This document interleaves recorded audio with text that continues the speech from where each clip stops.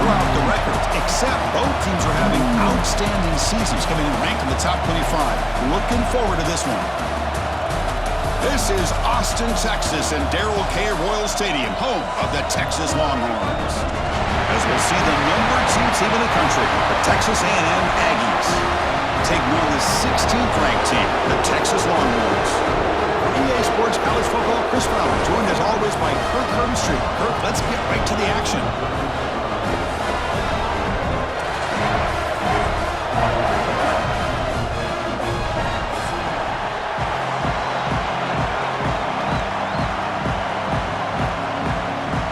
The Longhorns will kick this away to start us off.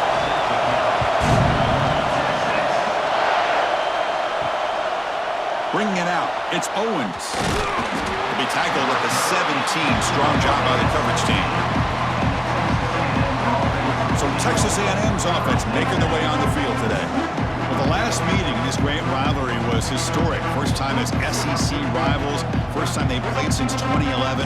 Juiced-up environment in Aggieland. Texas handled business, actually dominated the game. The final score doesn't indicate that. Chris, I'm with you. And one of the benefits, I think, of Texas joining the SEC is getting this rivalry back for college football fans and for these players. And, man, last year, what a conservative approach by Texas. A lot of firepower on that offense, but they relied on their defense to slow down Marcel Reed and just win the game by running the football. And they're able to get out of College Station with a win. Looking downfield, it's Reed. They trap him and sack him back at the 10. It just looked like the quarterback was holding on to the ball a bit too long that time, allowed the defense to be able to get the pressure, and they come up with the first sack of the game.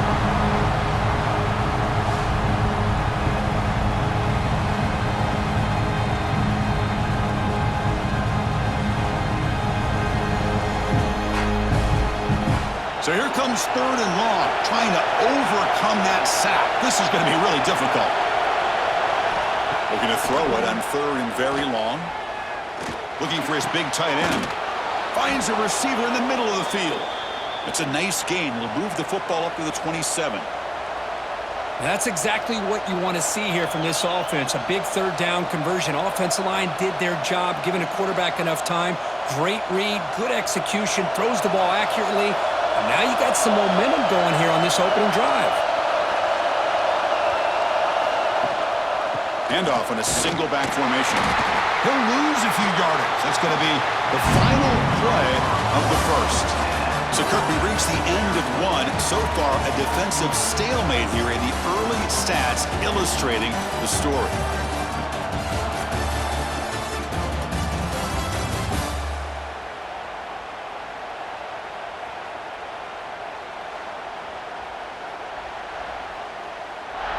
As we get lined up here for quarter number 2, we'll see if the offenses can get going. They didn't do much in the opening quarter. Offense getting set for a 2nd down here to begin the quarter. There's the snap. Looking to throw the ball. And they chase him down outside the pocket for a sack. Timeout called by the defense their first of the half as they try to make some adjustments here. A lot of times we get caught up, Chris, in the one-on-one battles with the receivers and the DBs. Here's a great example of up front, the offensive line and the defensive line. Who wins that battle? This time the defense wins it, and they get the sack. Tight end makes the grab. And he runs out of bounds. That's a big gainer there. It's a great play for the offense, but let's give all the credit to the offensive line for that play. The quarterback makes the throw, but he couldn't have done it without the time that they provided.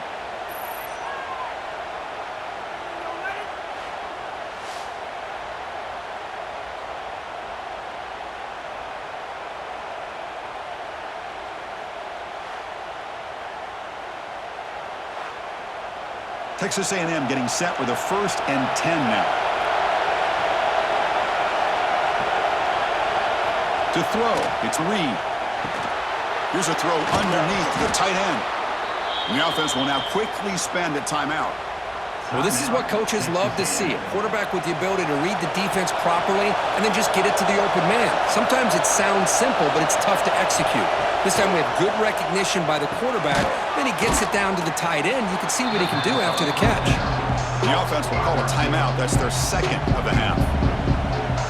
the defense was in pretty good position there. They sat back and had good coverage, eyes on the quarterback, but you almost got to just give the quarterback and the receiver credit for being able to come up with that completion.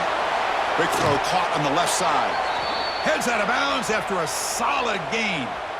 Well, of all the receivers to lose track of, it's this guy, one of the best receivers in the entire country. Lucky that wasn't the score. Could we actually get a touchdown here before halftime? It's 1st and 10. Here's the snap. Offense looking to throw the ball. He lets it go. Touchdown, Aggies. They cap the drive with 6 points. Chris, when was the last time you saw an offense eat up the entire first quarter? Talk about moving the ball methodically down the field, and then eventually you're able to punch it in for a touchdown. This defense is going over to the sidelines just looking for answers.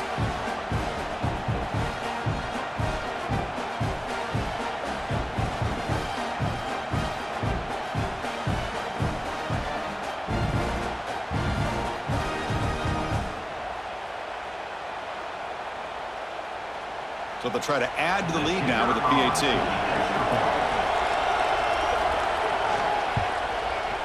And it's 7-0 after the PAT. That makes the score. Texas A&M 7, Texas 0. So the offense getting some momentum before halftime with the touchdown. Now they kick off in hopes the defense can get a quick stop. And it's fielded. Returner trying to create a big play here. And he stopped at the 20, trying to make something happen, but that's good coverage there. The Longhorns offense takes the field. Our first chance to see them today. And Kirk, this is what we've been looking forward to. A matchup of two quarterbacks who are elite, very competitive, matched up against each other today. One of the better matchups we'll see all season. Yeah, a game that we really pointed to all summer. Looking forward to this matchup. Knew these two quarterbacks would go head-to-head. Very important that they don't get caught up in the individual matchup. They just go out, work against these defenses that they're facing, and try to put up as many points as they can.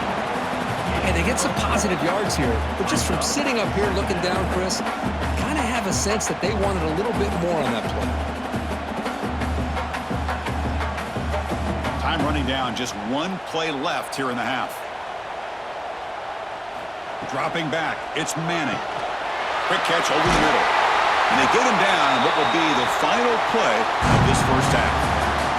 And that will do it for the first half here. Kevin Connors now has our halftime update. Fellas, the Lone Star Showdown is among the most bitter rivalries in football, and so far today, these two have really butted heads. And a lot of coaches will say limiting the big plays and maybe hitting on a few yourself is key. But I'm more of a move the chains guy. Give me efficiency every day of the week and twice on Saturday. The offensive unit that subscribes to the less is more philosophy might be the one that leaves here today with a big, fat W. With that, let's throw it back to the guys to see how the fight between Texas A&M and Texas plays out. And the Aggies will kick this away to begin the second half.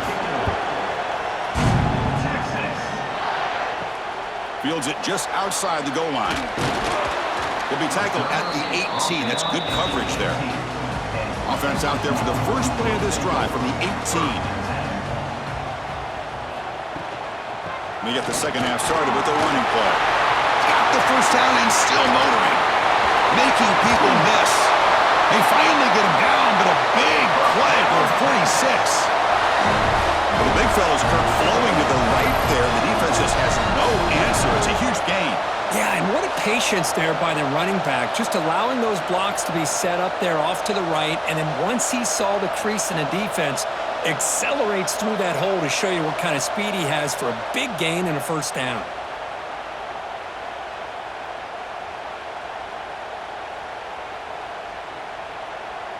Offense operates at the plus 46 after that huge gain. And they'll go right back to him on first down. They pick up 4, so second down and 6 coming up. It's exactly what you want to see as a play caller. You get positive yards to be able to kind of keep you on schedule as a play caller. That's all you can ask for. Good job up front and a nice run. The offense will line up. Chance for a couple more plays before the end of the quarter. Looking downfield. It's Manning. It's an out route. The catch made. Tackled, but only after picking up a fresh set of downs. And as we break for the quarter, Kirk, it's Texas A&M on top. Sitting in pretty good position as we wrap up the third quarter. Let's check out the game stats so far.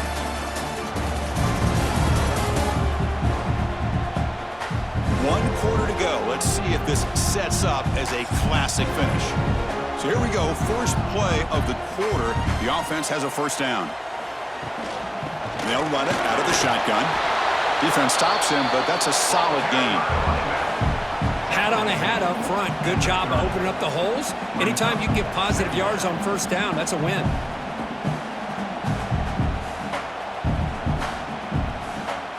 Tight game. Final 2 minutes. Can the offense make a play here? And they desperately need it. Bringing pressure. He'll be taken down. The defense rises up with a sack at a crucial moment. Nothing is more gratifying for a defense to be able to sit back and play zone and still get pressure on the quarterback with your defensive front. So here comes 3rd and long. Giving up that sack has made this a real challenge for the offense. And he'll drop back here on 3rd down. With the catch, it's Washington. And they stop the clock with a timeout, 9 seconds remaining. They continue to march toward a game-tying touchdown. It's 1st and 10. Here comes a throw from the red zone. And he finds the running back in the flat.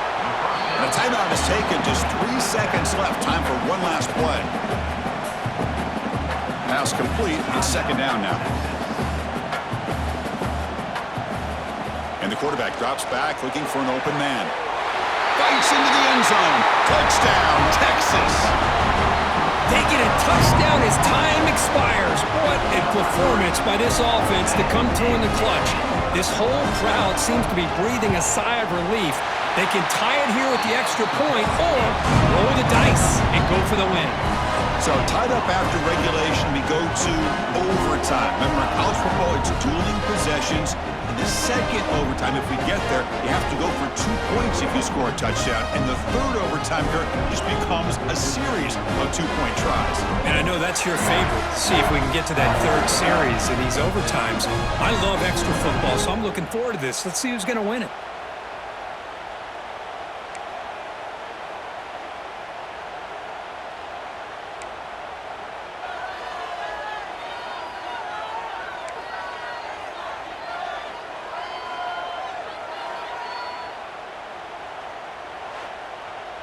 So here comes our first play of overtime.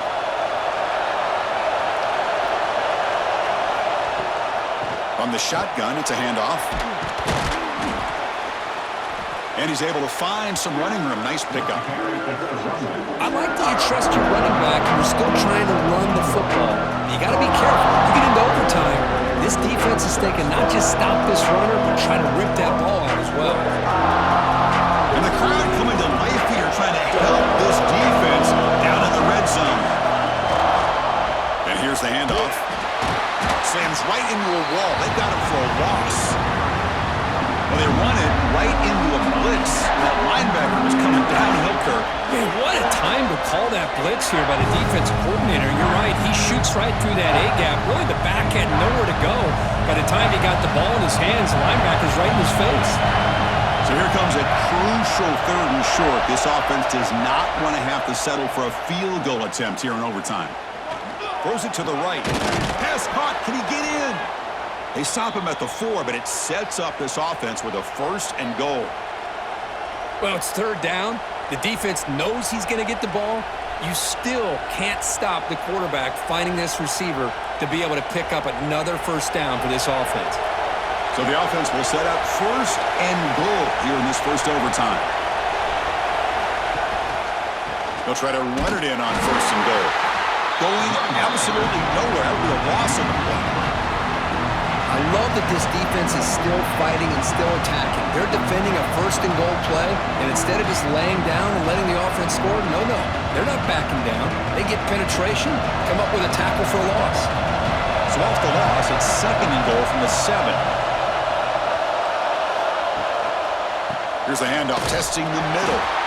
He goes nowhere. Stop cold behind the line of scrimmage.